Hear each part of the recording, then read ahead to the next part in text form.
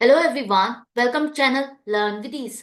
आज का टॉपिक है रिटायरमेंट और डेथ ऑफ अ पार्टनर, जिसमें हम समझेंगे कि अगर कोई पार्टनर रिटायर होता है या किसी पार्टनर की डेथ हो जाती है ड्यूरिंग द ईयर, मतलब जो आपका करंट ईयर है उसी साल के खत्म होने से पहले अगर कोई पार्टनर रिटायर या डेथ हो जाती है तो उस केस में आप उसका क्लेम कैसे सेटल करोगे।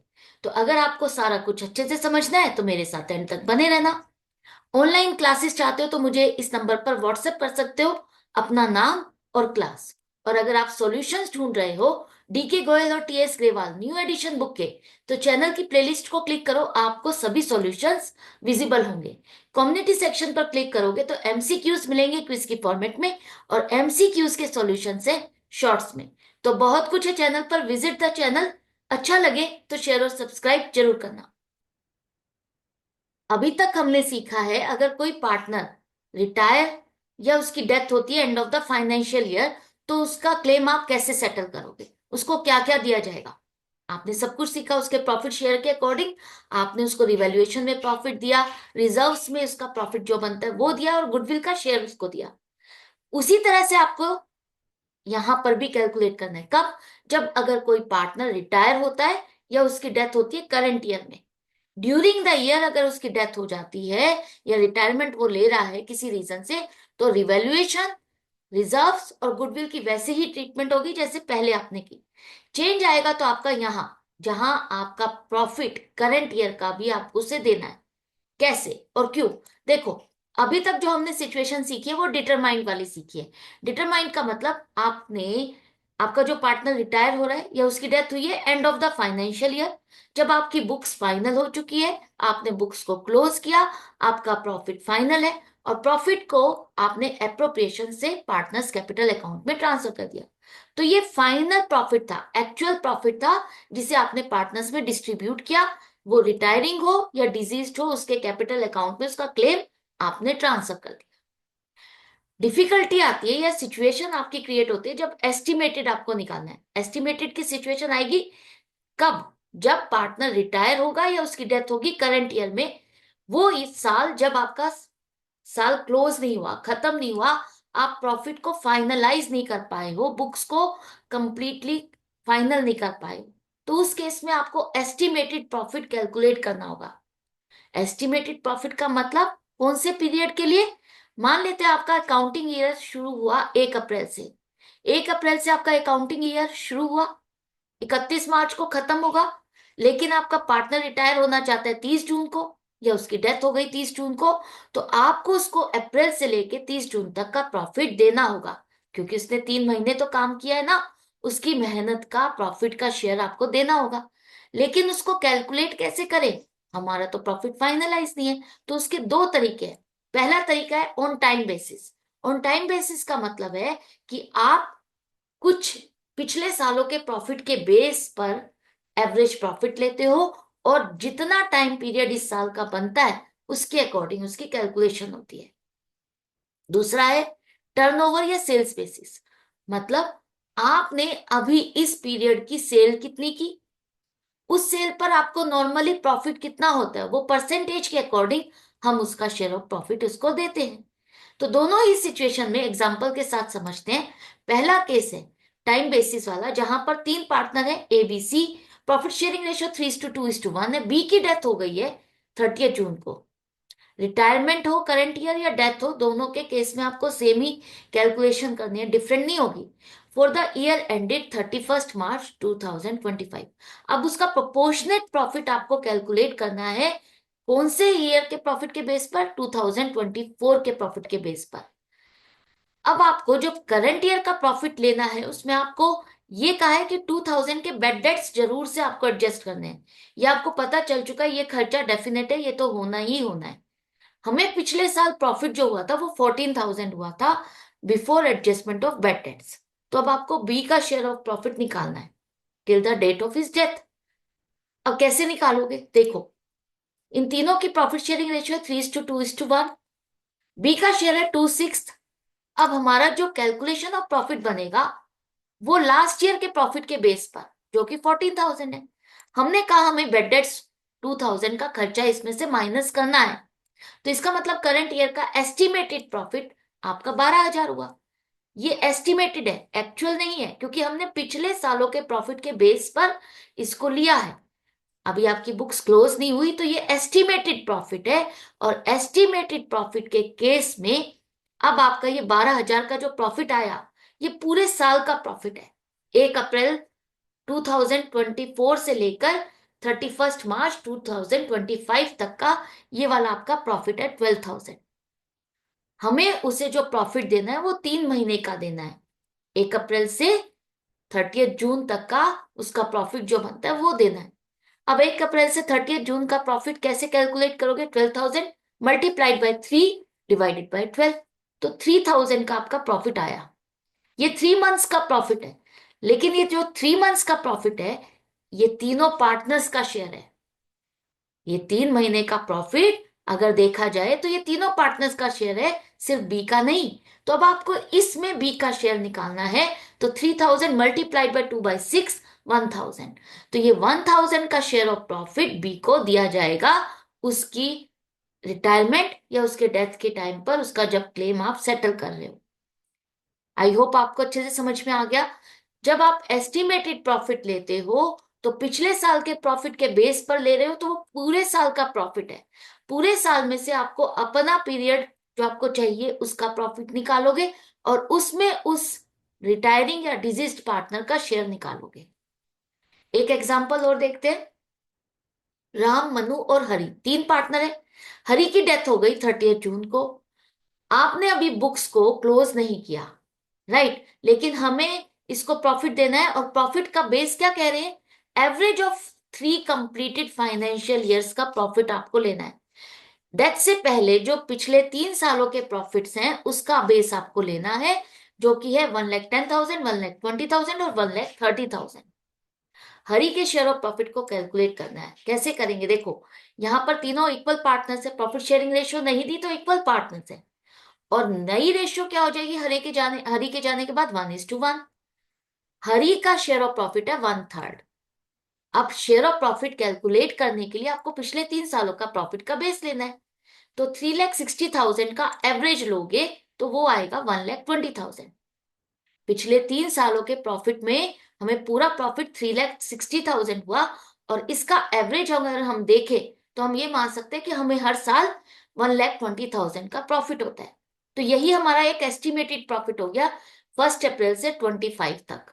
1 अप्रैल से 31 मार्च 25 तक ये आपका एस्टिमेटेड प्रॉफिट हो गया 1,20,000। ये पूरे साल का प्रॉफिट है, पूरे 12 महीने का प्रॉफिट है। और आपको कब तक का चाहिए? 1 अप्रैल 2024 से 30 जून 24 तक का। तो ये प्रॉफिट 3 महीने का 30। इस 3 महीने के प्रॉफिट में इन तीनों पार्टनर का शेयर है। तो आपको सिर्फ हरी का शेयर निकालना है। तो 30,000 मल्टीप्लाइड बाय 1/3 करोगे, 10,000 उसका थर्ड, जो आपका टर्नओवर और सेल्स के बेस पर है। उसमें कैसे करोगे? 3 पार्टनर है, दिनकर, नविता और वानी। प्रॉफिट शेयरिंग रेशियो 3:2:1 है। नविता की डेथ हो गई है 30 जून को। उसका शेयर ऑफ प्रॉफिट आपको कैलकुलेट करना है सेल के बेसिस पर। अब ये क्वेश्चन कह रहा है कि हमें जो सेल हुई है 1 अप्रैल से 30 जून तक, वो है 6 लाख रुपीज की। और नॉर्मली हमें पिछले 4 सालों से 10% प्रॉफिट होता है सेल का। सेल का 10% आपको प्रॉफिट होता है। तो अगर उसका शेयर ऑफ प्रॉफिट कैलकुलेट करना है तो कैसे करोगे? देखो, आपका जो नवीता है उसका शेयर ऑफ प्रॉफिट है 2/6। और आपकी जो सेल है वो 1 अप्रैल से 30 जून सेल है 6 लाख। उसका 10% प्रॉफिट हुआ 60,000। अब ध्यान से समझो कि पहले वाले मेथड और इस मेथड में फर्क क्या है। पहले वाले मेथड में हम एक एस्टिमेटेड प्रॉफिट जो निकालते थे वो पूरे साल का निकालते थे। और उसमें से आप अपने सिलेक्टेड पीरियड का प्रॉफिट कैलकुलेट करते थे। फिर थर्ड पार्ट क्या करते थे? थर्ड स्टेप होता था आपका कि उस डिजीज्ड पार्टनर का शेयर ऑफ प्रॉफिट कैलकुलेट करना। उसमें 3 स्टेप होते थे, लेकिन यहां पर सीधे सीधे 2 स्टेप है। क्यों? क्योंकि यहां पर आपके पास उस पीरियड की, जिस पीरियड की आपको प्रॉफिट चाहिए उस पीरियड का सेल दी है। और उस सेल का 10% आपको जो प्रॉफिट हुआ वो प्रॉफिट आपके पास आ चुका है। ये जो प्रॉफिट है ये आपका 1 अप्रैल से 30 जून का है, जो आपको पीरियड चाहिए उसी पीरियड का प्रॉफिट है। तो फर्दर आपको 12 से डिवाइड करके मल्टीप्लाइड बाय 3 नहीं करना। यहां पर सीधा आप सेकेंड स्टेप आपका आएगा कि जो डिजीज्ड पार्टनर है उसका शेयर ऑफ प्रॉफिट क्या बनता है, 20,000। बस ये कैलकुलेट करना है। तो दोनों में फर्क आपको समझ में आ गया। वहां पर 3 स्टेप्स थे, जहां पर पहले आपको एस्टिमेटेड प्रॉफिट निकालना था, सेकंड स्टेप था जहां पर आपको सिलेक्टेड पीरियड का प्रॉफिट निकालना था, और उसके बाद डिजीज्ड पार्टनर का शेयर ऑफ प्रॉफिट कैलकुलेट करना था। यहां पर आपका सीधा सीधा फर्स्ट स्टेप, आपके पास सेल दी है उसी पीरियड की, उसका प्रॉफिट आपके पास आ गया, ये एस्टिमेटेड प्रॉफिट आपके पास आ गया फर्स्ट स्टेप। सेकंड स्टेप में आपको डिस्ट्रीब्यूट कर देना है, कैलकुलेट करना है उस पार्टनर का शेयर ऑफ प्रॉफिट। इसको एक और एग्जांपल के साथ समझते हैं। आभा, बीना और चंदा 3 पार्टनर है, प्रॉफिट शेयरिंग रेशियो 5:3:2 है। आभा की डेथ हो गई है 1 जुलाई को, तो उसको पार्टनरशिप डीड के अकॉर्डिंग क्या दिया जाएगा कि उसका जो प्रॉफिट बनता है वो हमें सेल के बेसिस पर कैलकुलेट करना है। और किसके बेसिस पर, पिछले साल की सेल के बेसिस पर। तो सेल जो हमें हुई लास्ट ईयर वो 12 लाख हुई थी, 12 लाख, और हमें प्रॉफिट कितना हुआ, 3 लाख। 12 लाख की सेल पर 3 लाख का प्रॉफिट हुआ आपको। अब ये कह रहा है कि हमें हर साल सेल की जो ग्रोथ होती है वो 20% है। हर साल हमारी सेल 20% इंक्रीज होती जा रही है, लेकिन जो परसेंटेज ऑफ प्रॉफिट है वो सेम है। तो इस केस में आप कैसे कैलकुलेशन करोगे जब आपको इस तरह से दिया है? तो समझो कि प्रॉफिट शेयरिंग रेशियो तो 5:3:2 है, और जो आपका आभा का शेयर है वो आपका 5/10 है। तो इस केस में अगर आपको प्रॉफिट कैलकुलेट करना है तो पिछले साल के प्रॉफिट के बेस पे करना है, पिछले साल की सेल और प्रॉफिट की बेस पर करना है। ये डाटा है आपके पास। तो अगर हम पिछले साल का डाटा लेते हैं तो इसके बेस पर आपको परसेंटेज ऑफ प्रॉफिट मिलेगी कितनी, 3 लाख/12 लाख मल्टीप्लाइड बाई 100, 25%। हमें पिछले साल 25% का प्रॉफिट हुआ था सेल पर। अब ये कह रहा है कि हमारी सेल हर साल 20% इंक्रीज होती है। तो मान लेते हैं 12 लाख की जो सेल है उसमें 20% और इंक्रीज होगा, तो वो कितनी हो जाएगी इस साल की सेल, 14,40,000। इस साल की हमारी एस्टिमेटेड सेल कितनी हो गई, 14,40,000। और इसका जो प्रॉफिट होगा 25%, वो आपका 3,60,000 होगा। राइट। अब जो ये प्रॉफिट आपके पास आया है ये पूरे साल का प्रॉफिट है। ध्यान से समझना, यहां पर उसी पीरियड का आपको प्रॉफिट नहीं दिया, उसी पीरियड की सेल नहीं दी है, यहां पर सेल भी नहीं दी है, आपने खुद कैलकुलेट की है कि इस साल मेरी सेल होगी कितनी, पूरे साल की। आपको यहाँ पर 1 अप्रैल से 30 जून तक की सेल नहीं दी है, आपने खुद सेल को कैलकुलेट किया पिछले साल की सेल के बेसिस पर, जो कि कहा था कि पिछले साल अगर मेरी 12 लाख की सेल हुई तो 20% इंक्रीज हो गई, और 20% इंक्रीज होगी तो इस साल मेरी सेल होनी चाहिए 14,40,000। और अगर मुझे प्रॉफिट पिछले साल 25% हुआ तो इस साल भी 25% का ही प्रॉफिट होगा। तो मेरा प्रॉफिट पूरे साल का है 3,60,000। अब मुझे चाहिए यहां पर प्रॉफिट 1 अप्रैल से 30 जून तक, तो वो बनेगा 90,000, क्योंकि 3,60,000 को 12 से डिवाइड करोगे, मल्टीप्लाइड बाई 3, 90,000 आपका एस्टिमेटेड प्रॉफिट आ गया 3 महीने का। अब हमें चाहिए आभा का शेयर ऑफ प्रॉफिट सिर्फ। तो 90,000 में आभा का शेयर ऑफ प्रॉफिट 5/10 बनेगा 45,000, जो किसको मिलना चाहिए। राइट। तो ये था, आपको कैलकुलेशन समझना होगा कि किस क्वेश्चन में किस तरह से दिया है, आपको अपने आप को उसी हिसाब से मोल्ड करना है कि अगर उसी पीरियड की सेल दी है जिस पीरियड के लिए आपको चाहिए, तो आपको फर्दर उसको 12 से डिवाइड नहीं करना, मल्टीप्लाइड बाय मंथ से नहीं करना, आपके पास वो कैलकुलेटेड प्रॉफिट है। राइट।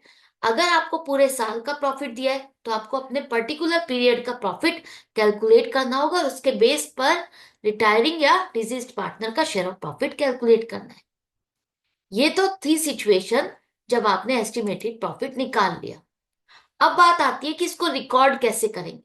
जैसे डिटरमाइन के तो केस में आपको पता है कि प्रॉफिट एंड लॉस एप्रोप्रिएशन के अकाउंट से ही आपने पार्टनर्स के कैपिटल अकाउंट में ट्रांसफर कर दिया। लेकिन यहाँ आपकी बुक्स तो अभी फाइनलाइज नहीं हुई, एस्टिमेटेड प्रॉफिट आपने कैलकुलेट किया, बुक्स में अब इसको रिकॉर्ड कैसे करोगे? क्लेम तो आपको देना पड़ेगा, लेकिन उसको रिकॉर्ड कैसे करें, किस अकाउंट को डेबिट या क्रेडिट करें? यहां पर भी दो सिचुएशन आ जाती है। क्या, पहली सिचुएशन जब आपके रिमेनिंग पार्टनर का मतलब है एक पार्टनर के जाने के बाद जो बाकी के पार्टनर हैं जो बिजनेस को आगे कंटिन्यू करने वाले हैं, उन पार्टनर की प्रॉफिट शेयरिंग रेशो चेंज नहीं होती। मतलब जो उनकी रेशो पहले थी वही रेशो आगे भी रहने वाली है।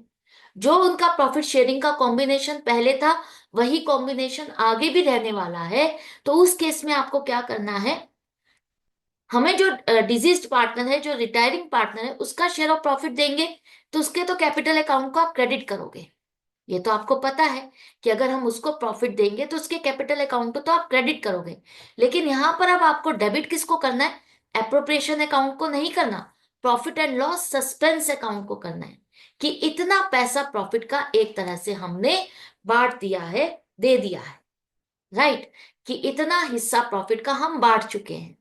अगर लॉस होगा तो क्या करोगे, डेफिनेटली उस पार्टनर के अकाउंट को आप डेबिट करोगे, क्योंकि ये हिस्सा लॉस का उसके हिस्से भी जाएगा। और profit and loss suspense account आपका क्रेडिट हो जाएगा। अब देखो इस सिचुएशन में आगे क्या होगा, अगर आपसे ये कहा जाए कि अब न्यू फर्म की बैलेंस शीट बनाओ, तो ये P and L suspense account को आप कहां दिखाओगे, बैलेंस शीट में दिखाओगे। बैलेंस शीट में अगर डेबिट बैलेंस है तो एसेट साइड पर आएगा, और क्रेडिट बैलेंस है तो लाइबिलिटी साइड पर आएगा। और जब end of the financial year finally जब बुक्स क्लोज होंगी और कंटिन्यूइंग पार्टनर या रिमेनिंग पार्टनर्स अपनी बुक्स में प्रॉफिट को डिस्ट्रीब्यूट करेंगे, तब किस क्या सिचुएशन होगी, ये जो profit and loss suspense account जो आपने बैलेंस शीट में शो किया, नई फर्म की बैलेंस शीट जो रिटायरमेंट के टाइम पर ही आपने बनाई, उस टाइम पर ये P and L suspense account profit and loss appropriation account में आप डेबिट साइड पे शो करोगे। एक तरह से मान लेते हैं हमारा 1 लाख का प्रॉफिट हुआ, 1 लाख का प्रॉफिट हुआ एंड ऑफ द ईयर। आपने रिटायरिंग पार्टनर या डिजीज पार्टनर को 20,000 रुपीज का जो प्रॉफिट दे दिया, प्रॉफिट का हिस्सा दे दिया, और आपने पीएनएल सस्पेंस अकाउंट में डेबिट किया। तो हम मान के चलेंगे कि 1 लाख में से 20,000 का प्रॉफिट हम बांट चुके हैं, राइट। एक तरह से वो 1 लाख में से 20,000 रुपीज का प्रॉफिट आप बांट चुके हो, और बाकी का 80,000 अब जो बच गया है प्रॉफिट वो पार्टनर्स में डिस्ट्रीब्यूट होगा। जब चेंज इन पीएसआर नहीं हो रहा तो आपको P and L suspense account को ही डेबिट और क्रेडिट करना है। और आगे की ट्रीटमेंट क्या होगी, नई फर्म है तो एसेट या लाइबिलिटी साइड पे दिखाओगे। और फाइनल जब आपकी बुक्स क्लोज हो जाएगी उस फाइनेंशियल ईयर की, तो उस साल आप इसको प्रॉफिट एंड लॉस एप्रोप्रिएशन में ही डेबिट या क्रेडिट करोगे कि इतने हिस्सा का प्रॉफिट हमने बांट दिया है, और आगे जो बच गया है प्रॉफिट वो ही पार्टनर्स में बटेगा। समझ में आ गया। दूसरी सिचुएशन जब आपका चेंज इन पीएसआर हो रहा है, तो सिर्फ एक ही छोटा सा पॉइंट समझो। अगर चेंज इन पीएसआर हो रहा है, जो पार्टनर्स कंटिन्यू करने वाले हैं बिजनेस, जो पहले उनका प्रॉफिट का कॉम्बिनेशन था उसे वो करना चाहते हैं, चेंज हो रहा है, तो उस केस में क्या करोगे, आप सीधा सीधा जो प्रॉफिट का शेयर है डिजीज्ड पार्टनर का या रिटायरिंग पार्टनर का, उसको आप गेनिंग और सेक्रीफाइसिंग रेशो के हिसाब से डिस्ट्रीब्यूट करोगे। सेक्रीफाइसिंग पार्टनर कौन है, जो पार्टनर जा रहा है या डिजीज्ड है, तो उसको तो उसका शेयर ऑफ प्रॉफिट मिलना ही चाहिए, तो उसके तो कैपिटल अकाउंट को आप क्रेडिट करोगे, ये सेक्रीफाइसिंग है। लेकिन इसका हिस्सा शेयर ऑफ प्रॉफिट किसको मिलने वाला है आगे, वो गेनिंग पार्टनर्स के अकाउंट में आप डेबिट करोगे। तो जब चेंज इन पीएसआर है और एस्टिमेटेड प्रॉफिट है, तो आपको सिंपल बस ध्यान रखना है कि जैसे गुडविल की ट्रीटमेंट करते हो उसी तरह से यहां पर भी आपको वैसे ही अकाउंटिंग करनी है। क्यों, क्योंकि देखो आधे साल का प्रॉफिट आपका किसी और रेशो में बटने वाला है, और आधे साल का प्रॉफिट आपका किसी और रेशो में बटने वाला है। बुक्स तो आप अभी क्लोज नहीं कर रहे हो, बुक्स होगी क्लोज आपकी end of the financial year. तो उसकी ट्रीटमेंट करने में, उसकी अकाउंटिंग करने में गड़बड़ हो सकती है। तो उस चीज को अवॉइड करने के लिए हम क्या करते हैं, हम मान के चलते हैं कि ये पार्टनर्स के बीच में ही एडजस्टमेंट कर देते हैं कि ये जो प्रॉफिट हमें मिलने वाला है आगे चल करके, वो हम ही इसको पे कर देते हैं, जैसे गुडविल की एडजस्टमेंट होती है। तो इस केस में end of the financial year जो भी आपका प्रॉफिट होगा वो पूरा का पूरा एप्रोप्रिएशन अकाउंट में जाएगा, और पूरा का पूरा पार्टनर्स में डिस्ट्रीब्यूट हो जाएगा। अब आपने कितना रिटायरिंग पार्टनर को दे दिया, नहीं दिया, उसका कोई मैटर नहीं रहता, दैट इज डिफरेंट। वो चैप्टर आप क्लोज कर चुके हो पार्टनर्स के बीच में एडजस्टमेंट करके। दिमाग में जो आपको पॉइंट रखना है, बस सिंपली ये रखना है, अगर प्रॉफिट शेयरिंग रेशियो चेंज नहीं हो रही तो सीधा सीधा P and L suspense account को डेबिट और क्रेडिट करोगे। अगर चेंज हो रही है तो गेनिंग और सेक्रीफाइसिंग रेशो के हिसाब से एंट्री करोगे। अब इसे समझते हैं एक सिंपली क्वेश्चन के साथ। एक्स वाई जेड तीन पार्टनर है, जेड की डेथ हुई है 31 मई को, जिसका शेयर ऑफ प्रॉफिट आपको कैलकुलेट करना है लास्ट 3 इयर्स के प्रॉफिट के बेस पर।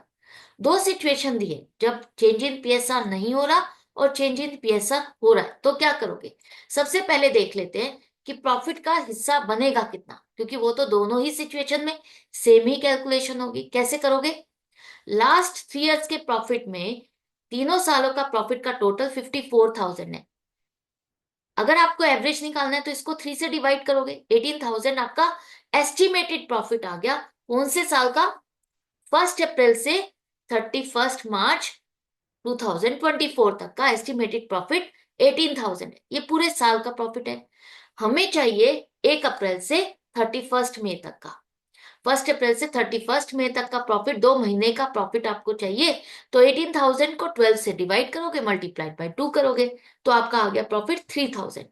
ये 3,000 का प्रॉफिट तीनों पार्टनर का है। आपको सिर्फ एक पार्टनर जेड का प्रॉफिट चाहिए, तो 3,000 का 1/3 1,000 आ जाएगा। अब ये आपको समझ में आ गया, 1,000 आपने उसका शेयर ऑफ प्रॉफिट निकाल लिया। अब अगर कहा जा रहा है कि चेंज इन पीएसआर नहीं हो रहा, आप कैसे फाइंड करोगे। यहां तो लिखा है और आपको फाइंड भी करना है, तो कैसे करोगे। देखो, ये इक्वल पार्टनर्स थे, प्रॉफिट शेयरिंग रेशियो नहीं दी, इसका मतलब इक्वल पार्टनर 1:1:1। और जेड के जाने के बाद इनकी प्रॉफिट शेयरिंग रेशियो क्या होगी, नहीं दी क्वेश्चन में। अगर क्वेश्चन में नहीं दी तो इसका मतलब है जेड के जाने के बाद एक्स और वाई वैसे ही प्रॉफिट को बांटने वाले हैं जैसे पहले बांटते थे, मतलब 1:1। तो इन दोनों का कॉम्बिनेशन ओल्ड और न्यू रेशियो में सेम है, इसका मतलब प्रॉफिट शेयरिंग रेशियो इनकी चेंज नहीं हो रही। और जब प्रॉफिट शेयरिंग रेशियो चेंज नहीं होगी तो आपको क्या एंट्री बनानी है, जेड के कैपिटल अकाउंट को तो आपको क्रेडिट करना है कि हमें इसका इतना शेयर ऑफ प्रॉफिट देना है, और जो डेबिट करना है अब आपको P and L suspense account को डेबिट करना है 1,000 रुपीज से। समझ में आ गया कैसे जज भी करोगे कि प्रॉफिट शेयरिंग रेशियो चेंज हो रही है नहीं हो रही, ये आपको सारा कुछ समझ में आ गया। अब सेकंड सिचुएशन, जहां पर प्रॉफिट का शेयर तो वही बनता है, लेकिन एंट्री क्या बनेगी समझो। यहां पर देखो, ओल्ड रेशियो थी 1:1:1, लेकिन लिखा है कि अगर एक्स और वाई आगे चल करके 3:2 की शेयरिंग प्रॉफिट हो जाए, 3:2 इनकी न्यू रेशो है, तब क्या होगा। तो ओल्ड और न्यू में कॉम्बिनेशन चेंज हो गया, इसका मतलब चेंज इन पीएसआर हो रहा है। और जब चेंज इन पीएसआर हो रहा है तो उस केस में आपको सेक्रीफाइसिंग और गेनिंग रेशियो निकालनी होगी। तो new ratio minus old ratio करोगे तो आपको पता चलता है कि एक्स का शेयर ऑफ प्रॉफिट इंक्रीज हुआ 4/15, मतलब जेड का जो शेयर ऑफ प्रॉफिट है उसका इतना हिस्सा इसको ट्रांसफर हो रहा है। इसी तरह से वाई का शेयर ऑफ प्रॉफिट कितना इंक्रीज हो गया, 1/15।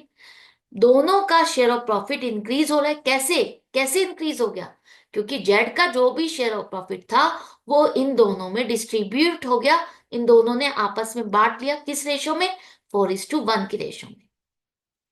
इतना हिस्सा एक्स को मिला, इतना हिस्सा वाई को मिला, तो गेनिंग रेशो 4:1 है। अब जो जेड का शेयर ऑफ प्रॉफिट है 1,000 रुपीज, वो दोनों आपस में मिलकर के इसको कंपनसेट करेंगे। 1,000 का 4/5 पार्ट 800 एक्स देगा, 1,000 का 1/5 पार्ट 200 वाई देगा, और जेड को तो मिलना ही है, उसके अकाउंट को आप क्रेडिट करोगे 1,000 रुपीज से।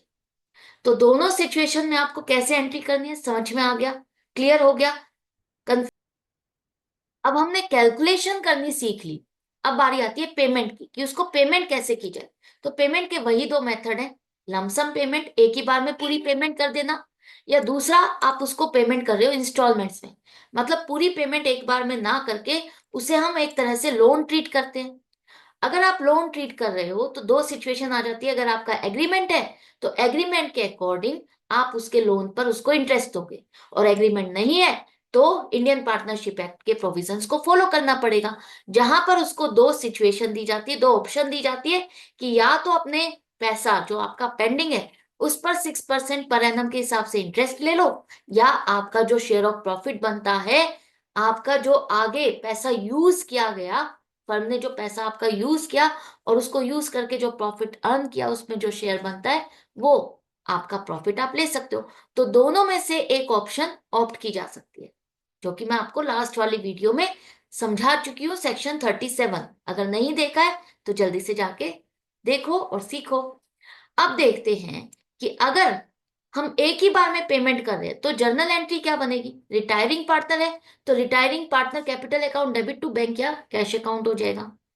सिंपल है, अगर वो जा रहा है तो उसका पैसा दिया, हिसाब किताब कंप्लीट। लेकिन अगर किसी पार्टनर की डेथ हो गई है तो उस केस में आप उसके कैपिटल अकाउंट से पैसा उसके लीगल हायर्स के अकाउंट में ट्रांसफर करते हो, क्योंकि पेमेंट अब आप उस पार्टनर को नहीं कर सकते हो। तो आपको ये पैसा पहले उसके कैपिटल अकाउंट को डेबिट करके उसके एग्जीक्यूटर मतलब लीगल हायर के अकाउंट में ट्रांसफर करना होगा। और यहां से फिर उस लीगल हायर को एग्जीक्यूटर को आप पेमेंट करोगे deceased partners executor account debit to bank या कैश अकाउंट। तो ये दो एंट्री बनेगी, गलती मत करना एक एंट्री बना करके। दो एंट्री बनेगी, पहले एग्जीक्यूटर के अकाउंट में पैसा ट्रांसफर होगा और उसके बाद उसकी पेमेंट दिखाई जाएगी। अब अगर आप लमसम पेमेंट ना करके लोन के बेस पर पेमेंट कर रहे हो तो क्या होगा। तो रिटायरिंग पार्टनर के केस में तो आपने पहले उसका कैपिटल अकाउंट से पैसा लोन अकाउंट में ट्रांसफर किया। अब ये लोन है तो आपकी बैलेंस शीट में शो होगा, और ये लोन की पेमेंट आप धीरे धीरे करके कर रहे हो। तो जब आप कैलकुलेट करोगे उसका इंटरेस्ट, तो एंट्री बनेगी interest on loan account debit to retiring partners loan account. उसी लोन अकाउंट में ही ये इंटरेस्ट का पैसा ऐड हो जाएगा। और जब आप पेमेंट करोगे तो retiring partners loan account debit to bank account. ये तीन एंट्री बनेगी। अगर डिजीज्ड पार्टनर की बात की जाए तो पहले आपको उसके कैपिटल अकाउंट से एग्जीक्यूटर के अकाउंट में पैसा ट्रांसफर करना है। एग्जीक्यूटर के अकाउंट में पैसा आने के बाद अब आप उसको पेमेंट नहीं करते हो, आप इसको लोन ट्रीट करना चाहते हो, तो अब वो आपका टू एग्जीक्यूटर्स लोन अकाउंट में क्रेडिट हो जाएगा। यहां से एग्जीक्यूटर अकाउंट डेबिट हो गए, यहां पर अब आप बैंक से पेमेंट नहीं कर रहे हो तो लोन अकाउंट में आप इसको क्रेडिट करोगे। अब ये भी वही चीज हो गई जैसे यहां पर आपने की। अब आपको इस पर इंटरेस्ट देना है तो interest on loan account debit to executors loan account और executors loan account debit to bank या कैश अकाउंट। क्लियर हो गया। अब इसको एक एग्जांपल के साथ समझ लेते हैं कि अरुण, भीम और नकुल तीन पार्टनर है, 1:1:3 की रेशियो है इनकी। तीनों की कैपिटल आपको दी है 1 अप्रैल की।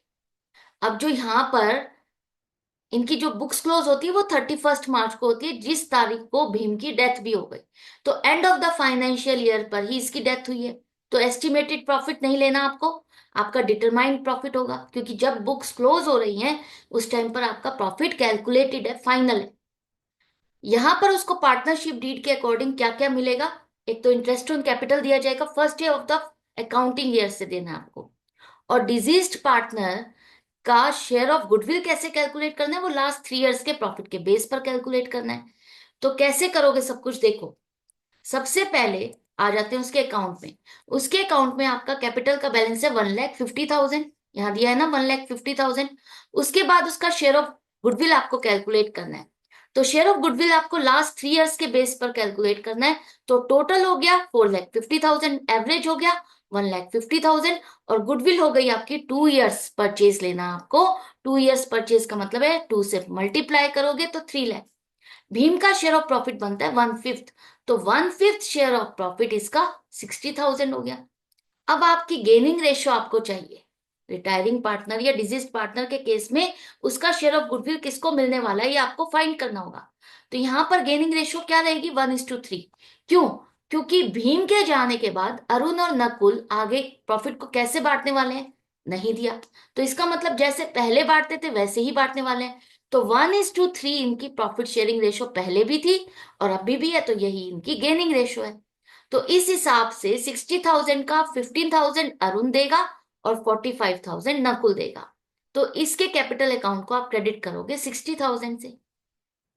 गुडविल का शेयर होगा। अब आपको एग्रीमेंट के अकॉर्डिंग उसको इंटरेस्ट ऑन कैपिटल देना है।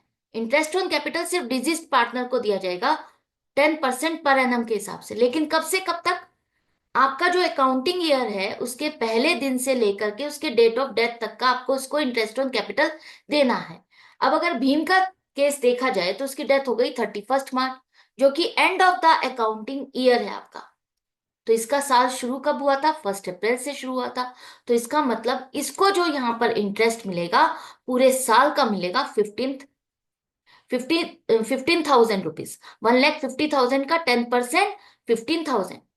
इस पॉइंट को ध्यान से समझो। अगर इस पार्टनर की डेथ 1 अक्टूबर को होती तो आपका ये जो अकाउंटिंग ईयर है वो शुरू तो हो रहा है 1 अप्रैल से, और उसकी डेथ हुई है 1 अक्टूबर को, तो आप उसको इंटरेस्ट देते 30 सितंबर तक।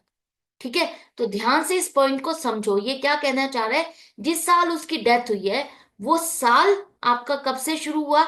1 अप्रैल से। और उसकी डेट ऑफ डेथ कब है? 31 मार्च। तो मतलब 1 अप्रैल से 31 मार्च तक का इसको इंटरेस्ट दिया जाएगा इसकी कैपिटल पर। तो ये तो हमारा पूरा साल हो गया। पूरे साल का इंटरेस्ट हो गया 15,000। अब अगर आप किसी पार्टनर को उसकी कैपिटल पर इंटरेस्ट देते हो तो वो आप कहाँ दिखाते हो? एप्रोप्रिएशन में ही दिखाते हो। तो जो प्रॉफिट आपको एक 1,60,000 का हुआ, उसमें से इतना इंटरेस्ट देने के बाद जो प्रॉफिट बचा 1,45,000, उसमें उसका शेयर दिया जाएगा 1/5, 29,000। अब आप कहोगे ये तो हम दे चुके होंगे, इनके कैपिटल में प्लस माइनस हो चुका होगा। तो ध्यान से रीड करो। ये आपको जो कैपिटल के बैलेंसेस दिए हैं वो ओपनिंग बैलेंसेस है, 1 अप्रैल के हैं। इसका मतलब अब इसमें आपने प्रॉफिट का प्लस माइनस नहीं किया। तो ये जो प्रॉफिट है आपको यहां पर इसको देना है, प्लस करना है, और इंटरेस्ट ऑन कैपिटल भी इसको देना है। डिटरमाइंड है, कैलकुलेटेड है, end of the financial year है, तो P&L एप्रोप्रिएशन से ही इसका प्रॉफिट इसके अकाउंट में ट्रांसफर होगा। इसके बाद अब ये आपने सारा कुछ कैलकुलेट कर लिया, तो जो भी बैलेंस बनता है वो उसके एग्जीक्यूटर के अकाउंट में आप ट्रांसफर करोगे। और ये पेमेंट आप कैसे कर रहे हो? यहां पर हम इसको पेमेंट कर रहे हैं 2 इक्वल एनुअल इंस्टॉलमेंट में। आप उसको कैसे पेमेंट कर रहे हो? 2 इक्वल एनुअल इंस्टॉलमेंट में पेमेंट कर रहे हो। तो इसका मतलब ये एग्जीक्यूटर के अकाउंट से पहले एग्जीक्यूटर के लोन अकाउंट में जाएगा, और लोन अकाउंट से आप फिर पेमेंट करोगे। तो एग्जीक्यूटर के लोन अकाउंट में आपका पैसा आ गया, बाय बैलेंस BD आप दिखाओगे। क्यों? क्योंकि आपकी बुक्स तो क्लोज हो गई है 31 मार्च को, जहां पर आपने एग्जीक्यूटर का लोन अकाउंट प्रेजेंट किया, शो किया कि अब हमारी बैलेंस शीट में एग्जीक्यूटर लोन अकाउंट है। पार्टनर तो चला गया, भीम तो है नहीं। अब वो आप नेक्स्ट ईयर 1 अप्रैल 2021 में as a loan opening balance दिखाओगे, तो यहां पर बाय एग्जीक्यूटर अकाउंट नहीं दिखाओगे आप, यहां पर सीधा ओपनिंग बैलेंस आएगा। अब इसकी आप एनुअल इंस्टॉलमेंट में पेमेंट कर रहे हो, 2 एनुअल इंस्टॉलमेंट विद इंटरेस्ट दे रहे हो। तो 2,54,000 पर इंटरेस्ट का रेट है 10%। तो पूरे साल अगर आपने ये पैसा यूज किया तो 25,400 इंटरेस्ट बनेगा। 2 इक्वल इंस्टॉलमेंट है तो 2,54,000 का आधा 1,27,000 प्लस इंटरेस्ट मिलाकर के आपने इसको पेमेंट की, तो टू बैंक अकाउंट हो गया। कब किया आपने? 31 मार्च 2022 को। अब आपका क्लोजिंग बैलेंस आ गया 1,27,000, जो कि आपका यहां पर आ जाएगा ओपनिंग। अब ये पैसा आपने पूरे साल यूज किया तो इस पर इंटरेस्ट आप दोगे 12,700। टोटल अमाउंट की पेमेंट आप दिखाओगे 1,39,700। एंड हो गया टोटल। तो ये भी आपका बन गया। तो आपको अच्छे से समझ में आ गया होगा, लास्ट वीडियो में भी मैंने आपको लोन अकाउंट बनाना सिखाया था। दोनों ही केसेस में अगर टुगेदर विद इंटरेस्ट है या इंक्लूडिंग इंटरेस्ट है तो आप कैसे कैलकुलेशन करोगे। तो लास्ट वीडियो जरूर से देख लेना, और उसके कंटिन्यूएशन में इसको देखोगे तो आपको ये पूरा कॉन्सेप्ट अच्छे से समझ में आ जाएगा रिटायरिंग और डेथ ऑफ अ पार्टनर के केस में। तो इसी तरह से कनेक्टेड रहो, सीखते रहो, समझते रहो, रिवीजन चालू रखो। मिलते हैं नेक्स्ट वीडियो में नेक्स्ट कॉन्सेप्ट के साथ। Good bye and take care.